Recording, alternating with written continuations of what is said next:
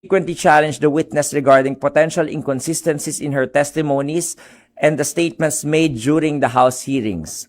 Senator Judge Ping Lacson formally manifested the necessity of presenting a highly competent expert witness specifically versed in the handling of intelligence funds to properly educate the senator judges.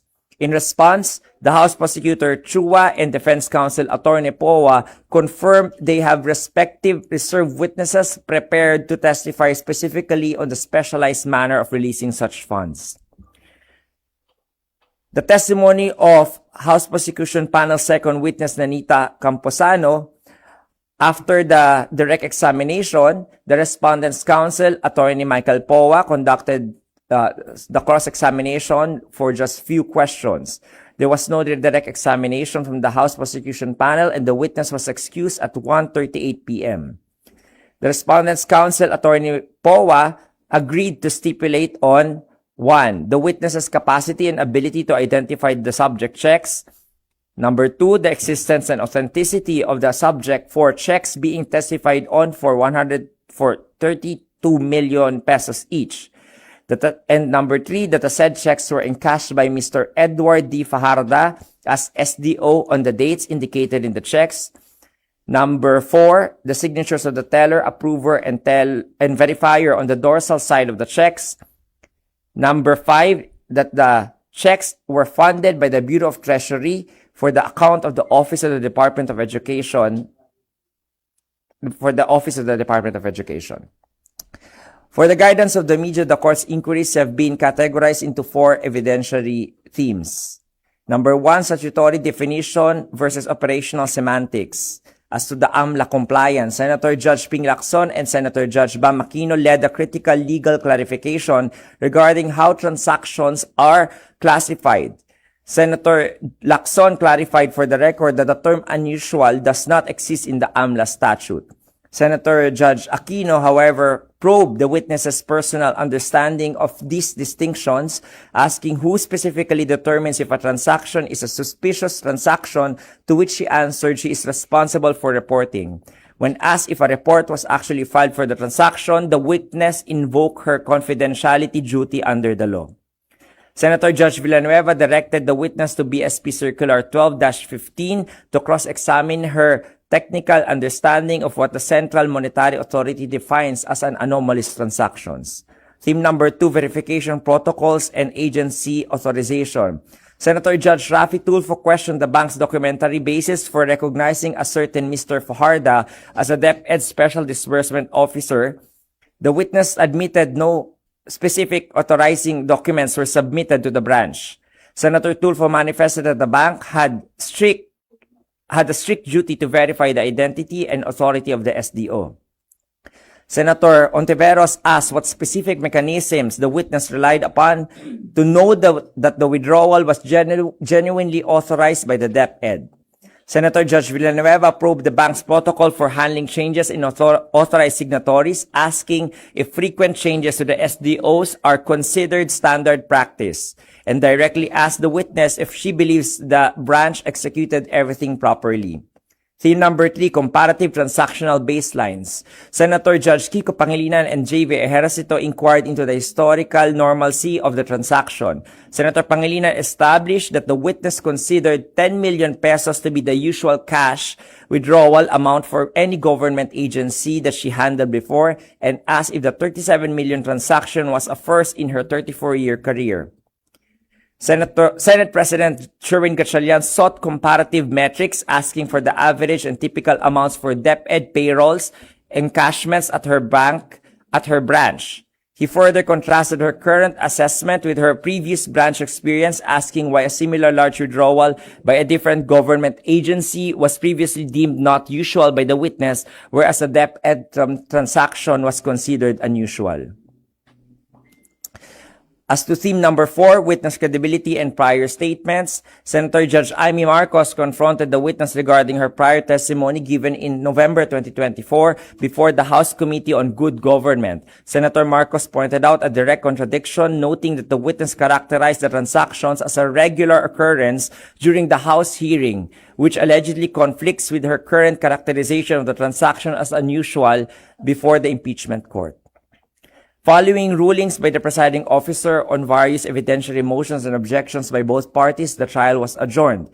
Pursuant to the rules of procedure and impeachment, the impeachment court will resume session on Monday, August 3 at 10 a.m. The agenda is the continuation of the presentation of the witness of the House Prosecution Panel's case-in-chief for Article 1 with its witness, Roderick Guamil of the Commission on Audit, and on August 4, Ms. Sailin del Campo, of the Commission on Audit, and for August 5, 2026, Ms. Marivic Pareja of the House of Representatives. I am ready to take questions. Nympha. Yung presentation mo ay para sa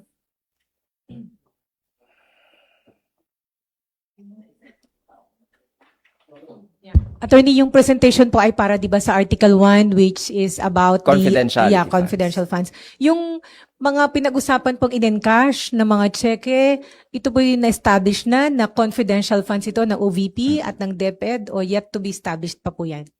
Based po dun sa mga testimonya kanina, no, there was no testimony from the witnesses that they actually knew that the funds are to be used for the said purpose. So, yun po yung i-establish pa siguro ng mga susunod na mga witnesses ng House Prosecution Panel. And then narinig po natin yung mga terms kanina na suspicious transactions, covered transactions, and unusual transactions. Sa batas po ba, para mas maintindihan natin, ano po ba ang nasa batas na susundan, ano yung, o kailan dapat inire-report ang mga bank transactions sa Anti-Money Laundering Council? Katulad po nung sinabi nung testigo kanina, lahat po ng covered transactions, yun po yung mga transactions na above the limit of 500,000 at saka po yung mga covered transactions ng mga covered institutions kasama po ng mga abogado, ng mga accountants, ng mga real estate companies, ng mga casino po, lahat po yon ay automatic na nare-report po. Yung suspicious transactions naman po, whether you are covered or not covered, if person usually does a certain transaction, kunwari, for example lang, a general context, usual na 10,000 lang yung dinedeposit mo at saka wini-withdraw mo, tapos biglang all of a sudden, biglang nag-deposit ka ng 1 million o nag-withdraw ka ng 1 million, that will be flagged as a suspicious transaction because based on your baseline and history, hindi ka usual na ganun yung ginagawa mong mga transactions. So the banks will usually flag it and report it and ask the depositor or the withdrawer for documentary evidence, kung papakita ka ng sale ng real estate or ng sale ng property. Pagkatapos nun, i-report po ng bangko yon kasama yung dokumento na pinakita mo doon po sa Anti-Money Laundering Council kasi naka-flag po yun na suspicious transactions. And then si Mrs. Constantino po yung first witness. Nag-refuse siya na sagutin kung nag-report siya, kung in-report niya kung suspicious yung transaction po ng OVP, yung encashment ng pera. Tama ba? Pag sa batas, pagka mga bank officials hindi nila pwedeng i-disclose kung nag-report sila sa AMLAC, but yung AMLAC pwedeng tanungin kung may nakita silang suspicious na transactions. Pwede nilang sabihin sa impeachment trial.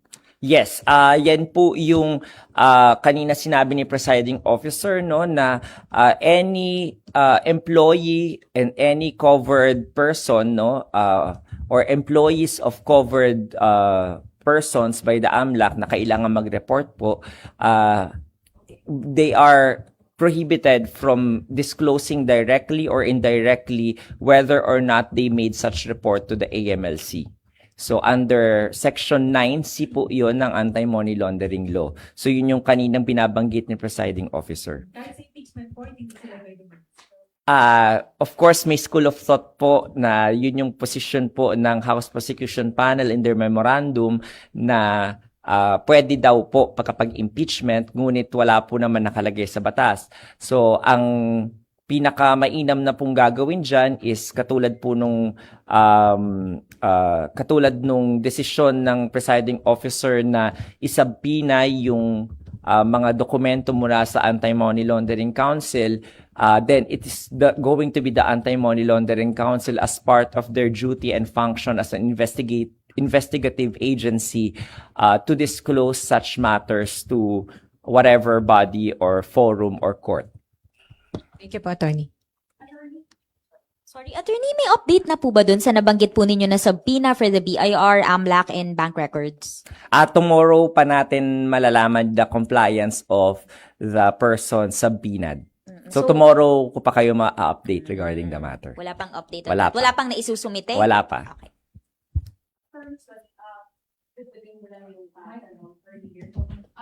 So, it does not necessarily mean na pag unusual siya sa usual na banking transaction ng either agency or an individual based on the law, it is already deemed as illegal. Tama po ba? Tama. Okay. But then if they It is a determination of the bank. Mhm. Kasi sila yung nakakita ng records of each depositor if they will flag it as suspicious transaction. Okay. And if they are being supported by necessary documents, so yun na yun. Usually that's the SOP, the standard operating procedure of the banks.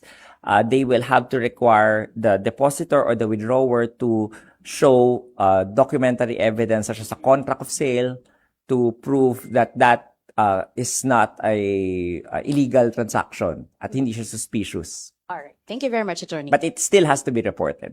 Okay. Thank you.